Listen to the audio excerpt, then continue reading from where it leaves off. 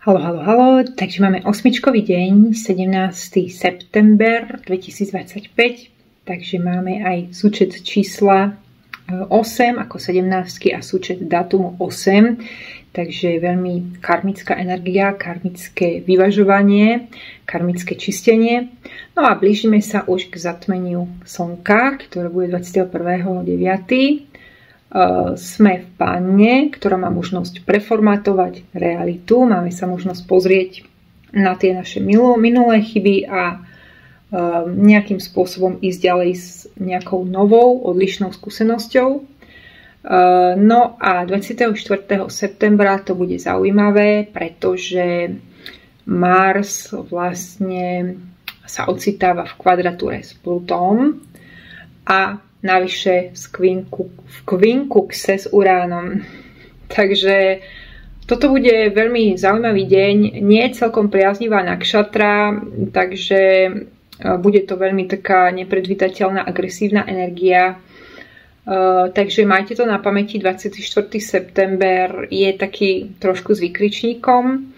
Samozrejme, každý človek má tento tranzit Marsu v nejakej inej téme, v nejakom inom astrologickom dome, takže každému sa to odohráva niekde inde. No, ale vidíme vlastne, že táto astrológia a numerológia nám neuveriteľne sedí. Takže, čo by som také spomenula?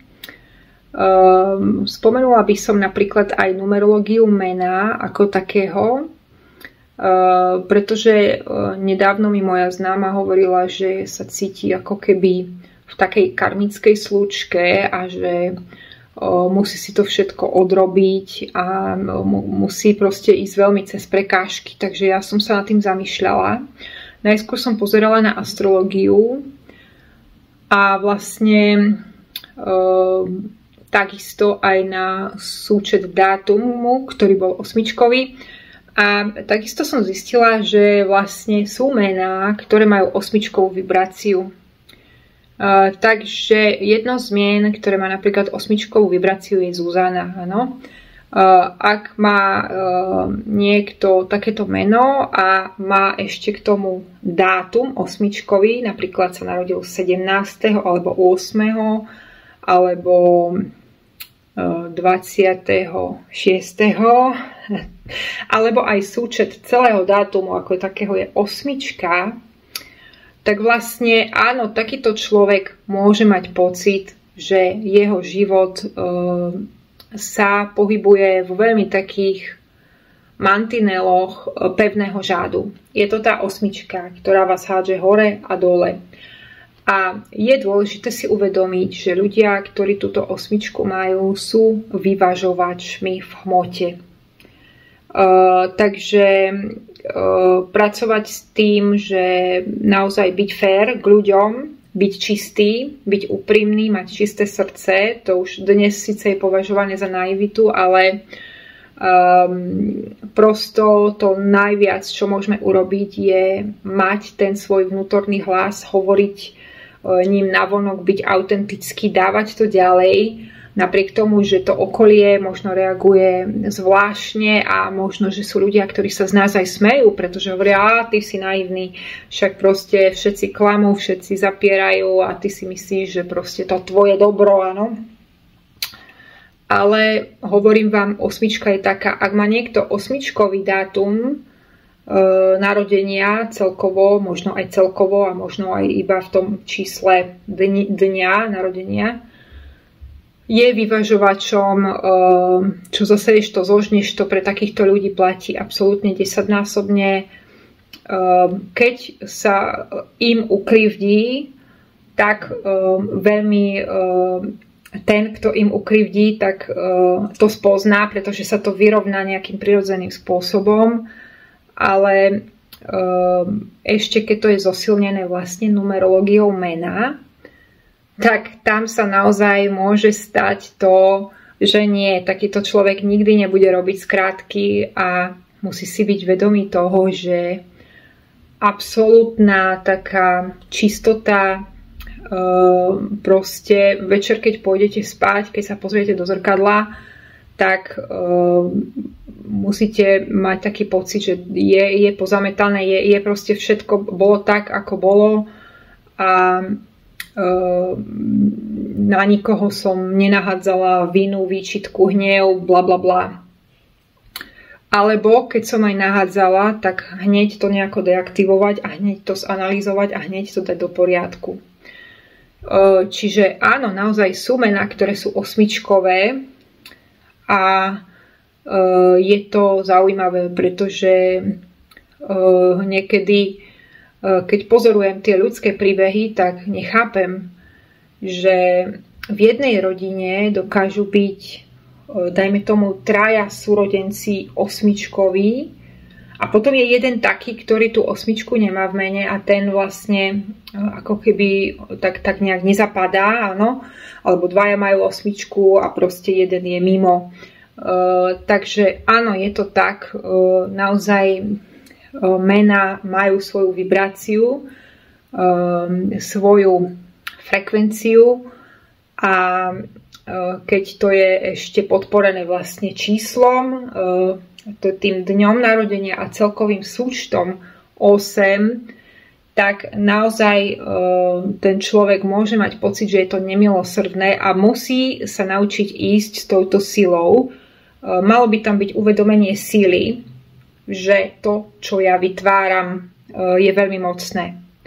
Takže osmičkový človek, keď upadne do skepsy, tak má to veľmi nemilosrdný efekt, pretože vlastne je to presne o tom, čo som hovorila už v predchádzajúcom videu, že my si niekedy tak pokrčíme, pokrivíme tú realitu, aby sme nič nemuseli robiť, prispôsobíme si to presvedčeniam, naratívom, tomu, čomu veríme, ale potom nás to hodí do bažiny, áno?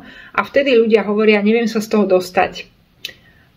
No, neviete sa z toho dostať, pretože musíte zmeniť to pozadie v hlave.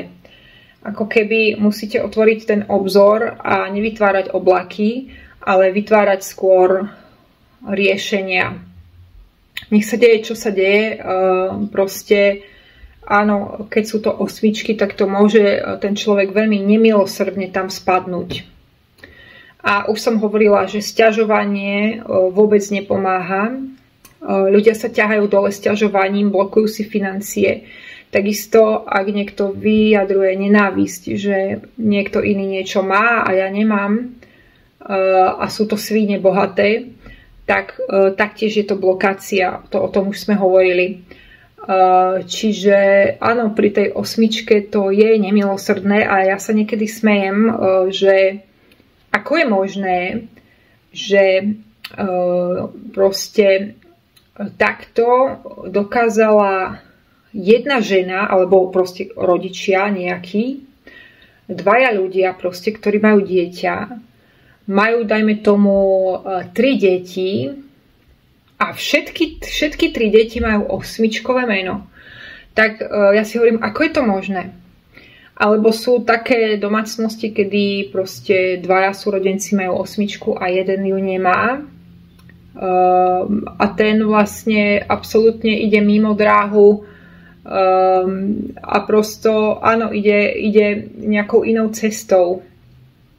Ale pri tej osmičke je potrebné si uvedomiť tú sílu a na tom stavať. Toto je veľmi dôležité. Veľmi dôležité pri takýchto menách osmičkových, ako napríklad Zuzana. Áno, sú aj iné mená, ktoré majú proste osmičkové formáty a samozrejme je to taká jedna časť príbehu, pretože my by sme to mali poskladať, áno, pretože aj priezvisko, meno a priezvisko tvorí nejaké číslo. Meno ale je veľmi dôležité, pretože ľudia na nás nevolajú priezviskom, áno, ľudia nás volajú menom a to meno je veľmi dôležité. Teraz sa načrta taká otázka, že dá sa zmeniť vlastne ako keby osud človeka zmenou mena. Možno áno, možno na nejakej úrovni áno, ale zase keď vychádzam z pozorovaní Jackovského príbehov, tak musím povedať, že sú niektoré veci napísané nejako a on tam hovorí taký napríklad príbeh raz proste dávno, ešte v 90. rokoch. Jackovský spolupracoval s takým mafiánom, ktorý proste si ho najímal preto, aby mu povedal, aké nástrahy sú, či ho chce niekto zabiť a tak ďalej. Takže táto informácia sa dostala vlastne tak verejne až teraz, kedy on je schopný o tom hovoriť a ten moderátor, ktorý robil s ním tento rozhovor s Jackovským, tak sa ho pýtal, že ako je to možné, že takúto spoluprácu mal a či nevedel, o koho ide, však to bol najhorší človek, to bol taký. Jackovský hovorí, nie, ja som ho bral ako človeka. Ja som síce vedel, čo sa o ňom hovorí, ale proste bral som ho ako človeka, ako zákazníka. Takže on mu robil predpovede, tuto sa na teba chystá toto. A bola taká predpoveď, kedy Jackovský mu predpovedal, že vidím ťa pri tvojom dome, ako proste prichádzaš autom a niekto tam čaká v húštine a proste ťa zastrelí. Už ťa zastrelí v tom aute. On hovorí, to není možné proste. Ale čo potom spraví tento človek je, že pošle tam takto.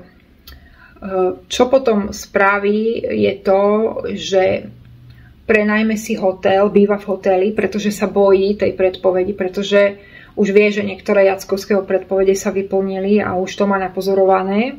Navonok síce povie ale hlúposť, ale zoberie si veci z toho bytu, ale on si ani nezoberie veci vlastne z toho bytu.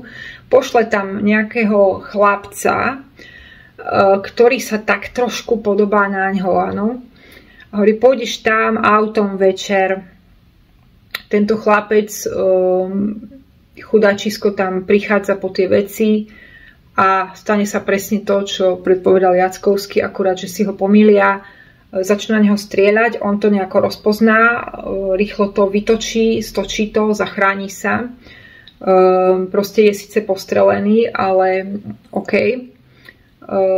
Takže tá predpoveď sa naplní. To chcem povedať, že tá predpoveď sa naplní. Čo sa ale potom stane s týmto pánom, je presne to, čo mu predpovedal Jackovský. Ano? Presne vlastne mu to predpovedal, ako to bude a vlastne to sa aj naplnilo. Čiže ja tak z týchto príbehov jeho vlastne si myslím, že dobre, tak tuto sa jednému incidentu vyhol, OK, ale tá druhá možnosť, ktorá visela vo vzduchu a ktorú Jackovský odčítal, zobral z nejakej knižnice ako iný scenár možnosti, tak tá sa naplnila. Takže na otázku, či sa dá zmeniť osud menom, môže to byť, že to nejako zharmonizuje lepšie toho človeka, ale popravde tá duša aj tak vlastne má nejaký zápis, áno, v rodnom liste. Proste je to taká pečiatka, je to kód, má tam to rodné číslo, má tam ten dátum narodenia. A nakoniec tá duša prišla si pre nejakú skúsenosť. Možno sa dohodla, možno nie. Čo to presne bude, možno si to iba tak nejak nacítila, stvorila si to, vytkala si to z tej pavučiny snov a hodilo ju to do tej pečiatky na základe toho predchádzajúceho života, ktorý tá duša žila, tak na základe toho vlastne tú dušu hodilo do tejto pečiatky a teraz má takéto meno, lebo to znamená, že sa to možno dobre hodí na tú jej osobnosť, alebo má také číslo narodenia, alebo Je to taká pečiatka na oblohe, ktorá veľmi sedí s jej predošlým zrodením tej duše. Takže asi nič sa nedieje náhodne v tejto hmote. Vieme to nejako zharmonizovať, možno zlepšiť, možno si to uvedomiť, že v čom sa točíme, ale podľa príbehov Jackovského sa ako keby nedá celkom uniknúť. Dá sa to oddialiť ako keby tie veci, o ktorých on hovorí ľuďom, tak sa dajú oddialiť, ale nie som si istá, či úplne preformátovať. Takýto príbeh tam zatiaľ Jackovský nehovoril. Určite, keby som ho stretla, tak by som sa o to spýtala, že či dokázal svojim jasnovidením zmeniť kompletne celú líniu príbehu. Ale podľa týchto príbehov, ktoré tam on rozpráva, tak to pracuje veľmi nemilosrdne, takže áno, nepochybne ide o nejaký rast duše, tá duša tu prichádza práve v tej pečiatke, v tom zrodení, nie je to nejaká náhoda, pretože tá pečiatka dobre synchronuje s tým predošlým vtelením a preto vlastne si niektorí ľudia myslia, že to je strašne nespravodlivé, že prečo niekto to má ľahšie, má to také a ja nemám. No hold, asi preto, že v predošlých životoch možno tá duša viac pracovala a má to také, možno sa dokázala z toho viacej oslobodiť a teraz ju to hodilo do niečoho iného, ale zase má niečo iné, zase má prácu s niečím iným. Je to podľa mňa, nikto to nemá lepšie ani horšie, každý musí na niečom pracovať. Čiže toto je tiež veľmi skreslené, by som povedala. Takže chcela som vám povedať len, ako vlastne tá numerológia pracuje a aké je to presné. A teraz vlastne v hmote sme mali možnosť veľa vecí vidieť, áno. Takže vlastne bol tam ten 10. september, ako kľúčový dátum, kedy v Amerike vlastne zastrelili toho Charlieho Kirka. Potom ešte predtým taký nejaký bezdomovec dobodal nejakú Ukrajinku vlastne v Amerike, v Charlotte. Toto je tiež zaujímavý prípad a videla som video. Je zaujímavé, že to video som videla asi proste týždeň predtým, alebo to chodilo na internete také video, že krátko pred tým. A ja neviem ani prečo som si to pustila. A je zaujímavé, že ja som z toho videa absolútne nevidela, že išlo o atak, pretože to video bolo ako keby z druhej kamery toho vlaku snímané. A popravde ja som nevedela, o čo tam ide. Chodí tam nejaký chlapík, potom mu tam tečie nejaká krv, že presne som to nejako nezachytila, pretože to bol iný záber z kamery. Ale bolo to zaujímavé, lebo vybehlo to na mňa a pozrela som si to, áno. Prešlo pár dní a nenormálny incident proste v Charlotte, vo vlakovej súprave, už to bolo na titulkách. A potom som si to pozrela ešte raz teda z tej inej kamery, čo sa tam dialo. A bolo to zaujímavé, pretože on si ju naozaj vybral ako obeť. Pretože takto sedela, ona sedela pred ním a tuto sedela taká veľká, obrovská dáma, bola to černoška, a za ňou sedel ešte jeden chlapík, takisto proste mal také dredy,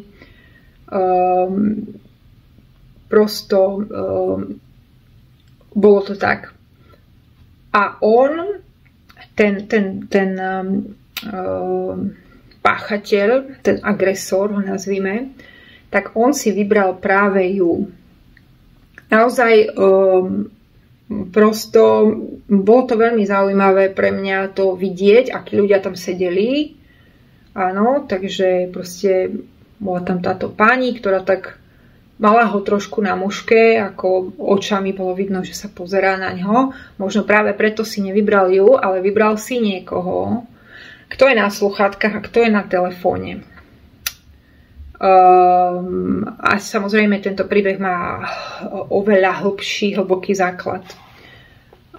Pretože bol taký článok, kde sa písalo o tom, že tento bezdomovec hovoril ostatným, že počuje nejaké hlasy a že má také záblesky, že niekto mu dal niečo do tela, že ho zoperovali a potom ho vyhodili na cestu. Berme to ako konšpiráciu, áno, najväčšia konšpirácia, najväčšie sci-fi. A on tvrdil, že dostáva pokyny, prosím vás. Takže toto je oveľa temnejšie. Áno, ona bola jediná bielej pleti. Je to nepochybne tak. Ja som videla to video. Je to tak, prosto jednoducho si ju vybral. Vyzerala veľmi krehko, zraniteľne, proste chudunká taká osoba. Naviac ona vôbec nevnímala priestor. Chcela by som v tomto videu vám povedať, že veľa mladých ľudí je odpojených. Ja to sledujem v električke. Keď takto cestujem, tak si všímam, čo ľudia robia v električke. A mladí ľudia už nastupujú do električky s obrovskými sluchátkami. Takže áno, preto sa to deje týmto mladým ľuďom, pretože oni absolútne nie sú prítomní a sú odpojení. Častokrát, aj keď idem na prechádzku von, tak proste vraciam sa, už tak proste pomaly začína byť tma. A keď vidím tie študentky s tými veľkými sluchátkami, ako chodia neprítomné, absolútne píšu si niečo cez Signál, WhatsApp, Viber, alebo proste neviem aké chaty, všelijaké Facebooky a neviem, čo všetko existuje dnes, tak je to maximálne odpojenie. Takže ťažko povedať, že či by ju zachránila prítomnosť a pravdu povediac, ja by som si asi takéhoto človeka všimla, ale zase áno, ona vlastne ho mala ako keby za sebou, takže áno, je to jednoznačne tak, že možno čo sa malo stať, sa stalo, ale to vám chcem povedať ešte, že okrem toho teda, že celý tento príbeh je podfarbený takýmto sci-fi príbehom, nazvime to sci-fi príbehom, viete, že to dávam do úvodzoviek, tak je tam ešte jedna vec a to je vlastne taká vec, že sa zistilo, že táto dievčina ako keby podľa jej numerologického kódu bolo to mesto vlastne ako keby k jej opozícii, áno. Takže aj mestá samozrejme majú svoju vibráciu, majú proste svoju pečiatku a je to možné niekedy, že sa aj narodíme v meste, ktoré s nami nesynchronuje, pretože jednoducho je to pečiatka možno aj opozičná, ktorá tam pracuje. Takže toto sa vraj stalo a údajne to proste tak bolo, že to mesto samotné tvorilo ako keby presnú opozíciu a nepodporný aspekt na jej astrológiu. Takže vieme sa na to aj takto pozrieť.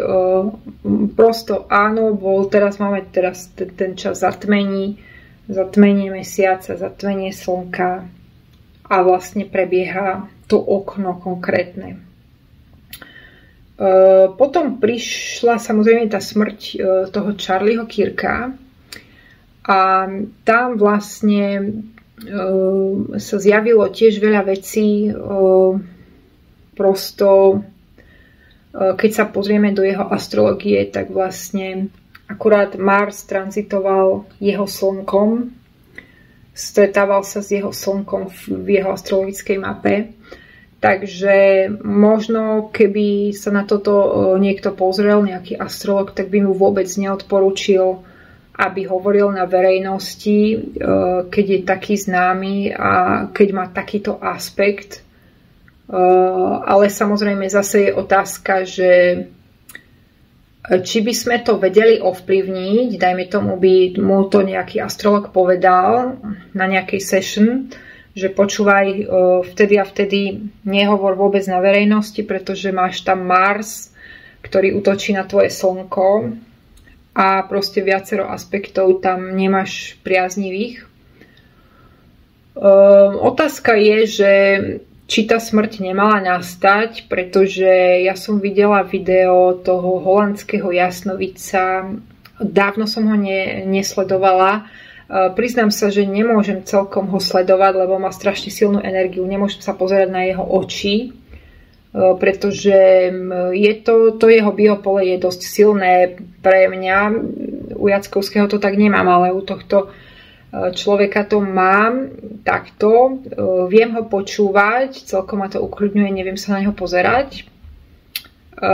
Ale on teraz robil video také, kde sa napojil na toho Charlieho Kirka.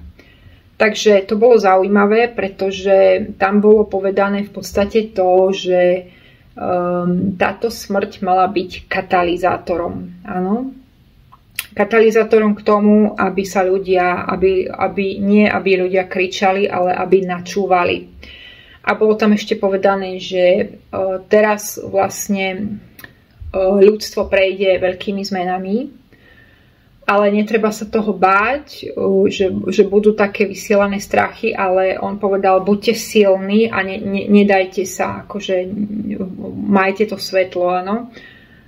A povedal, že vlastne každý koniec je nejaký začiatok a že buď tým hlasom, on tam strašne apeloval na ten hlas, pretože on mal taký aspekt, ktorý majú aj právnici. On skrátka mal Mars v konjunkcii s Merkúrom a tento aspekt vlastne hovorí aj o tom, že ako keby tá reč pre ňoho bola veľmi dôležitá a vedel to ako keby tak presne formulovať a dávať to do priestoru. Čiže veľmi, veľmi zaujímavé. Veľmi, veľmi zaujímavé. Takže otázka je, že či táto smrť naozaj nemala takto prebehnúť a nemala len vyvolať nejakú vlnu.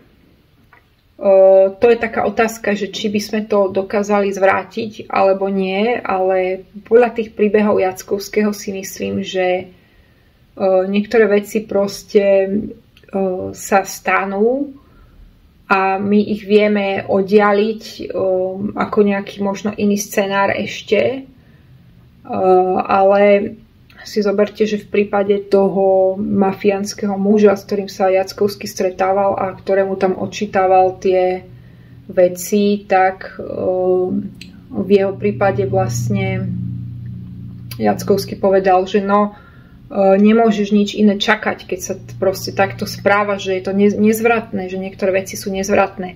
Takže chcem vám povedať len to, že veľa ľudí niekedy sa cítia taký ukrivdený a ľudia mi častokrát hovoria, že všetci to majú dobré, len ja som ten chudák a všetci majú financie, ja nemám, všetci to vedia a ja nemám, ale to má všetko svoju daň. Toto vám chcem povedať, že sa to všetko aj tak vyvažuje a vy vidíte nejaký celkový obraz, dajme tomu aj mňa teraz vidíte na videu, a hovoríte si, máte nejaký obraz o mne, nejakú predstavu, ale vy nevidíte môj život, nevidíte, ako niekedy celý večer prespím a potom robím večer videa, editujem to, proste je to práca. Dajme tomu, by niekto mohol povedať, Ježiš, ona to má také super, má to rozbehnuté, všetko jej ide, ale keď sa pozriem dozadu napríklad na ten môj YouTube kanál, tak zo začiatku sa to vôbec takto nejavilo a prosto už to robím roky a ešte stále sa učím a ešte stále to vylepšujem a ono to ešte proste nie je také možno, ako by som celkom chcela, ale už sa tomu, dajme tomu, viem priblížiť aj tým vlastne, že dokážem viac otvoriť ten autentický hlas a už sa až tak nebojím ako v minulosti, nemám toľko strachov. Takže tým chcem povedať len to, že za všetkým je práca. Za všetkým je práca a je to tak vlastne aj v prípade politikov, že vy to nevidíte, akí tí ľudia majú životy. Aké majú životy, čo robia v súkromí, aké majú možno aj zdravotné problémy. Vy vidíte len vymaľovanú postavičku, ktorá sa nejak niekde prezentuje, áno? Ale všetko sa aj tak vyvažuje, pretože nakoniec presne ako hovorí ten Toft v tej knihe, že aj tak všetci podliehame vesmírnym zákonom. Takže prosto, keď niekto niekoho zabije, tak si zarobí ako keby v úvodzovkách na ďalšie životy a tam sa to nejako vyrovná. Takže je veľa ľudí, ktorí povedia, však nič sa mu nestane, ale verte tomu, že prosto vesmír takto pracuje. Naozaj áno, že sa to nejakým spôsobom vyvažuje. Takže vlastne veľmi zaujímavé, ako Jackovský to tam hovorí, ten príbeh s mafiánom, jak on sa s ním stretával, jak sa začal s ním kamarátiť a jak sa na to ľudia pozerali a boli 90. roky, nebol internet, ešte to bolo iné. Prosto je to tak. Ale nakoniec to, čo mu predpovedal, tak aj tak sa naplnilo. Síce až ako tá druhá možnosť, ale aj tak sa naplnil ten scenár. Takže tie duše majú nejaký vtkaný príbeh a nejakú cestu a prosto je to taká otázka, že či by to tento Charlie Kirk vedel zmeniť, keby vedel, že má tam ten tranzit Marsu, alebo napríklad, či by Robert Fico dokázal to nejako inak urobiť, keby vedel, že tam mal, myslím, že Chiron v nejakej konjunkcii v tom čase. Ale myslím si, že nie, že by sa to len nejako oddialilo a prišla by nejaká iná udalosť. Takže ja som počúvala vlastne túto správu a bolo zaujímavé, že na konci strašne mi začalo pískať v ušiach. Úplne neuveriteľne mi začalo pískať v ušiach. Čiže ako keby, neviem, že či to bol samotný Kirk, ktorý v nejakej forme energie sa ako keby, ale fakt som cítila, že niečo mnou prešlo a stalo sa to dvakrát počas toho videa s tým holandským jasnovicom, počas tej správy toho Kirka. Takže asi takto, proste toto sú teraz udalosti. Nakoniec sa zistilo, že tento Charlie Kirk mal ako keby svoj opozičný rok. Takže prosto na nejakej úrovni numerologickej mal tam tú opozíciu, pretože aj čísla majú opozície. No a samozrejme ja nie všetko ovládam z tej numerológie, takže niečo zavnímam, niečo proste sa nové naučím, ale proste vždycky treba poskladať celý obraz, to je isté. Čiže vlastne toto sa dialo, toto posolstvo som vám chcela len povedať, že držte si svoje svetlo a proste nemajte strachy, Takže správa bola, moja smrť bola katalizátorom, áno. Meno vlastne Charlie Kirk dáva 6, takže môžete vidieť, že on je človek, ktorý proste bol orientovaný na rodinu, na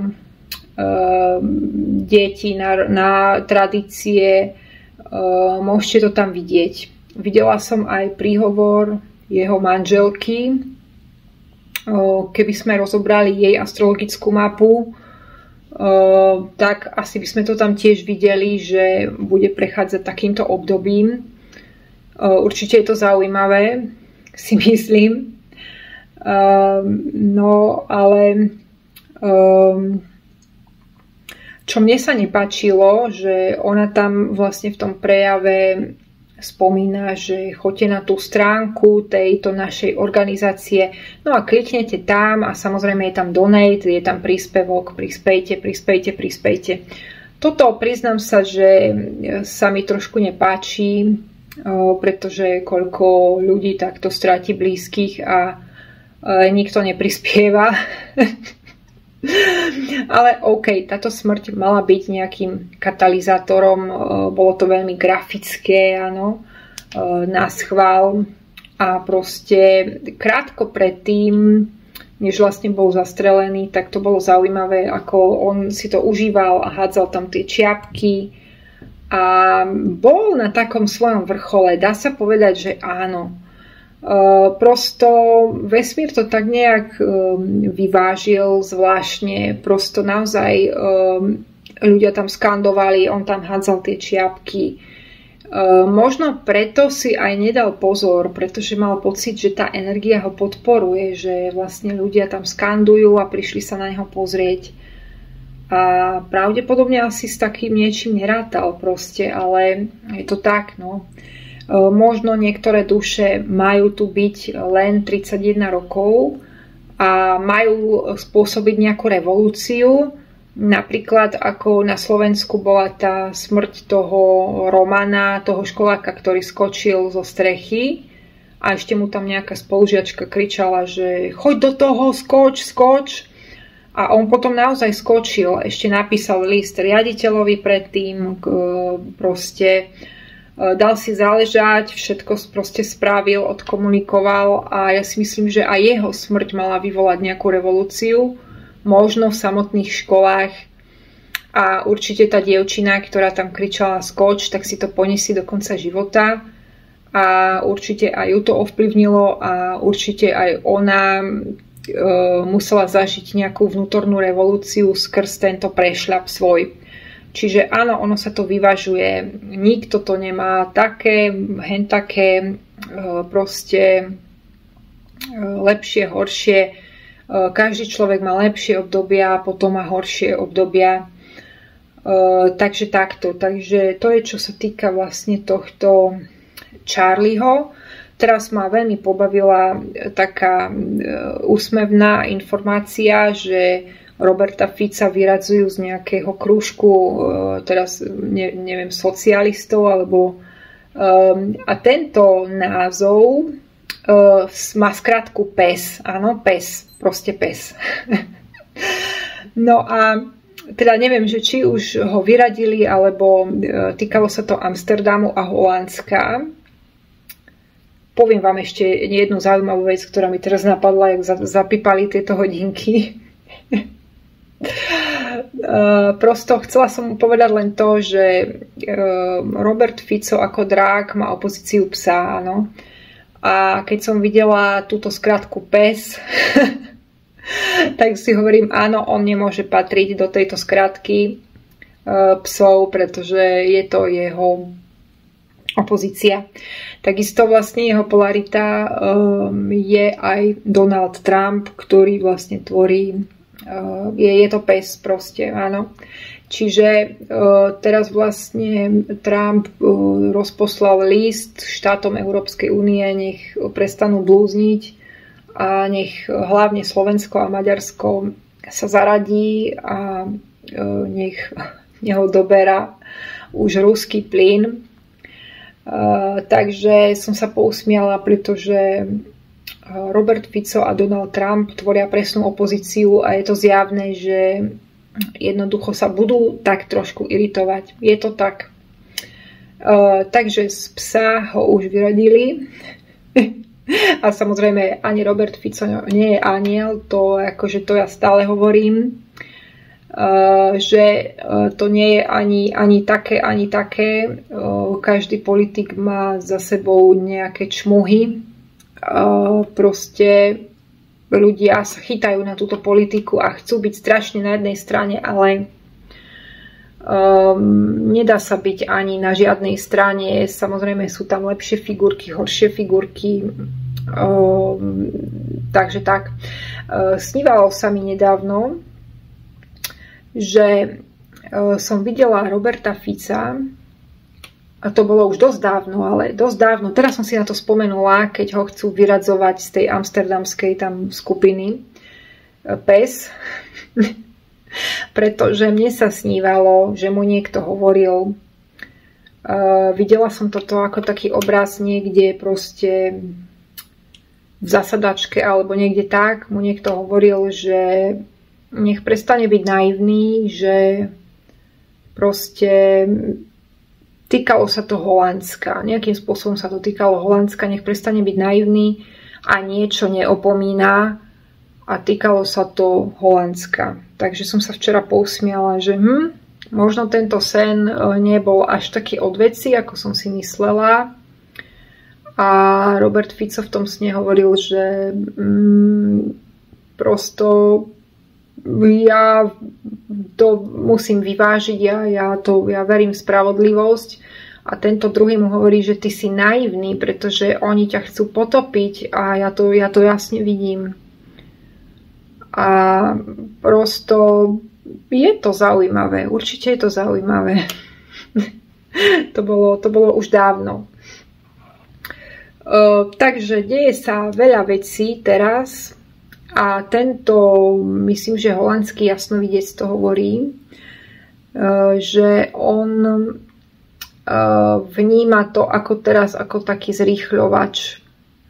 Že sme v nejakom zrýchľovacom procese a proste je potrebné naozaj sa viac spájať s prírodou a harmonizovať hlavne telo, nebyť proste doma s telefónom a nebyť v týchto dvoch, áno, stranách, taká alebo taká. Tieto figurky sa hrajú s nami a roztriešťujú celú spoločnosť.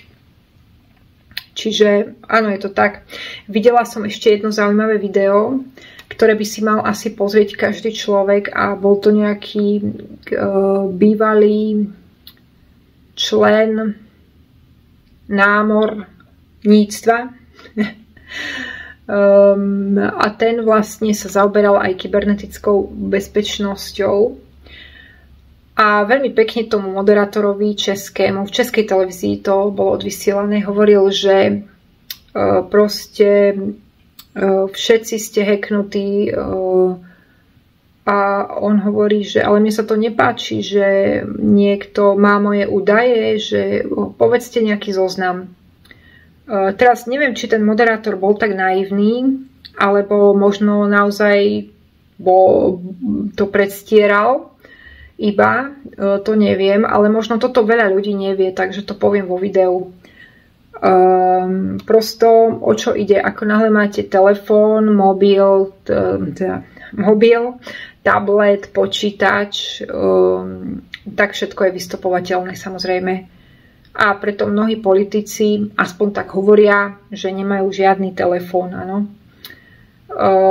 Takže tento moderátor bol taký šokovaný z toho a hovorí, no ale mne sa to nepáči, že niekto ma takto špehuje. On hovorí, no tento Američan, no vám sa to nemusí páčiť, ale takto to je. Vedzte, že takto to je, že dajte nejaký zoznam. On hovorí, no máte router? Mám router, áno, mám router. No, tak to ste vystupovateľní. Máte počítač, čo tam máte, nejaký proste,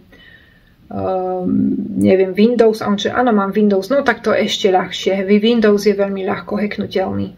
Ďalej poďte. No, mobil vidím, že máte. No a vlastne hovoril, že tento moderátor bol taký ako šokovaný a hovorí, že tak mi sa to nepáči, že proste takto to je, že čo s tým môžem robiť.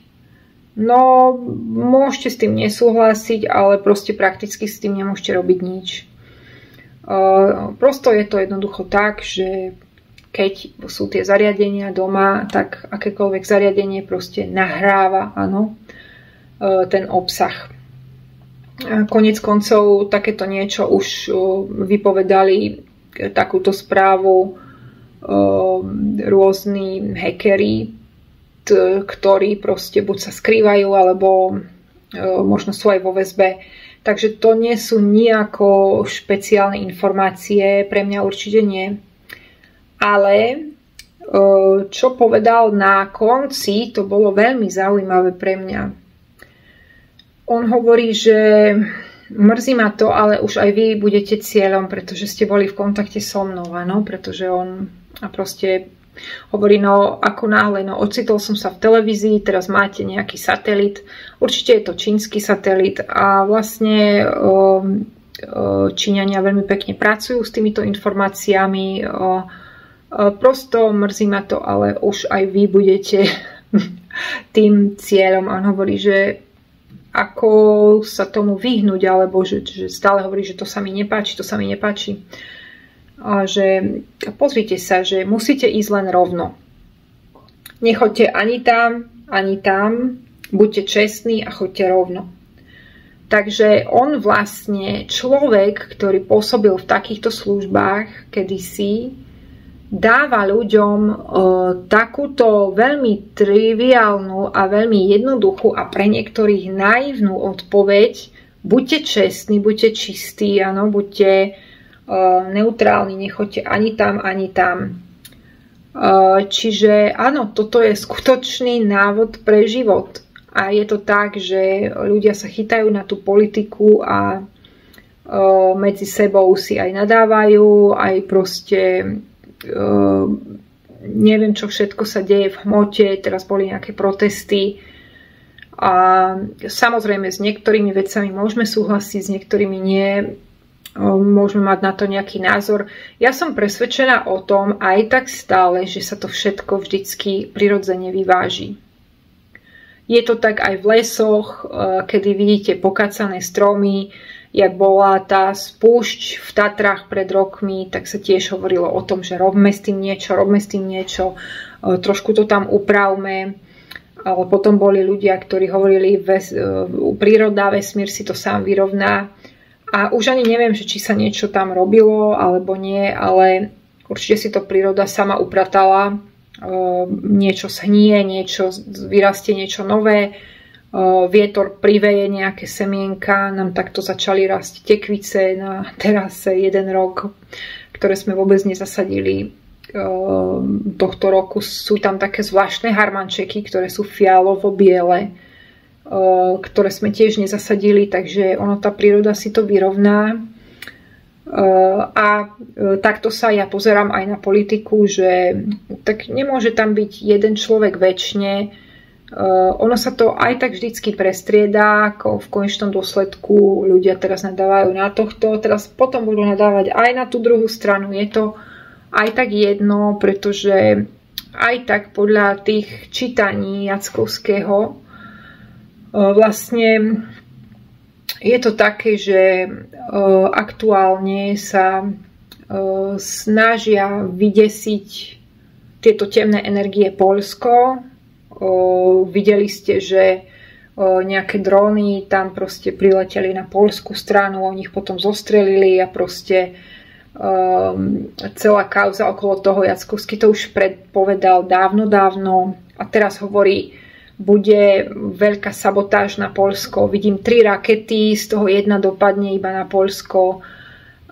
Poľsko budú chcieť demontovať, budú chcieť ho rozmontovať. Áno, použil takéto slovo, rozmontovať ho, a myslí tým zmeniť architektúru Poľska, možno aj otvoriť hranice, aby Poľsko proste tak trošku sa premiešalo a možno aby Poliakom až tak nedávali financie, ako čo sa týka Európskej únie. Samozrejme ide aj o vystrašenie slovanských národov celkovo a o rozsievanie strachu. To sú tie semiačka, to sú tie sabotáže, ktoré proste budú vo veľkom sa diať teraz. No a bude tendencia zatiahnuť ako keby aj iné štáty do toho celého šialenstva. Takže Jackovský hovorí, že Poľsko bude rozmontované, že nebude tam žiadna vojna ani nič také, ale časom bude rozdelené na 3 časti. Z toho iba jedna časť zostane také autentické Poľsko a 2 časti budú patriť nejakým iným národnostiam. Takže je to zaujímavé, čo tam on všetko hovorí v tých videách, ako to on tam načítava. Ale mne to dáva taký zmysel, takú logiku, že áno, sú tu pokusy, ako keby tie slovanské národy tak nejak rozoštvať medzi sebou. Ak sme si toto nevšimli, tak sme si nevšimli nič. Takže o to by sme mali viac držať proste tie slovanské národy, Slováci, Češi, Poliaci, Maďari, takisto bol tlak aj na Srbsko, tam boli veľké protesty, takže prosto je to tak. Takže to pôjde teraz takýmto smerom. Jackovský spomína ešte atak na Irán. Izrael zaútočí na Irán niekedy v noci, hovorí. Niekedy nad ránom ľudia budú prekvapení.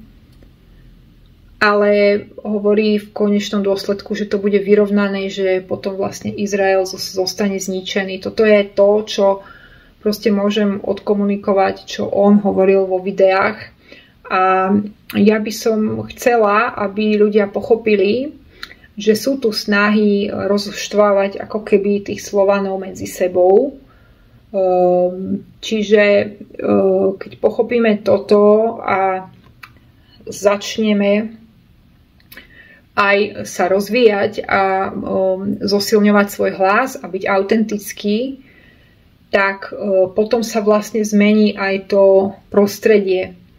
A vôbec toto nemusí byť zaťažené politikou. Môže to byť rast duše a už len to, že niekto otvorí ten svoj potenciál, začne ísť inou cestou. A to je to, podľa mňa, čo myslel aj ten Charlie Kirk, že zosilní ten svoj hlas, pretože musíš to urobiť, áno. Ale podľa mňa toto sa nemusí diať iba na politickej rovine, ale môže sa to diať aj na takej rovine rastu duše. Proste neklamať sami seba, neklamať iných, vyjadrovať tie veci, aj keď možno to okolie nie celkom vstrebáva dobre. Nemali by sme úplne sklopiť uši a zabudnúť na ten svoj príbeh a žiť príbeh niekoho iného. Nemali by sme byť stále utlačaní a uväznení, určite nie. Je to samozrejme práca, je to samozrejme aj uvedomovanie si síly a to, že vlastne sme vnútorne silní, tak to je to rozhodujúce, pretože aj keď si tí agresori hľadajú obeť, tak podľa mňa oni to hľadajú aj podľa vyžarovania. A môžeme mať na sebe tisíce amuletov, tisíce harmonizérov, ale keď my neveríme v to vyvažovanie vesmírne a v to, že aj tak proste, keď neveríme v tú vnútornú silu a nemáme to napojenie na ten zdroj, tak potom sa môžeme stať aj takouto obeťou, naozaj áno. Aj keď samozrejme dá sa polemizovať, že ako sú tie príbehy napísané a každý aj tak má nejakú inú cestu, ale určite tá sila a to svetlo, ja to sama na sebe cítim, že teraz keď vlastne takto pracujem, či už cez tie hebrejské písmená alebo modlitby, ráno, večer, dávam si aj 5 Tibeťanov, musí tam byť aj telo, aj duch, aj duša zapojený. niečo energetické a niečo aj samozrejme hmota. No a vtedy vlastne sa dostávame k sile a vtedy vlastne zosilňujeme aj ten hlas a oslobodzujeme sa a ako keby oslobodzujeme sa z tej klietky. Každý nejak inak to má v nejakej inej téme a tým pádom rastieme. Tak, bolo to vyčerpávajúce. Ja sa s vami rozlúčim a želám vám krásne dni.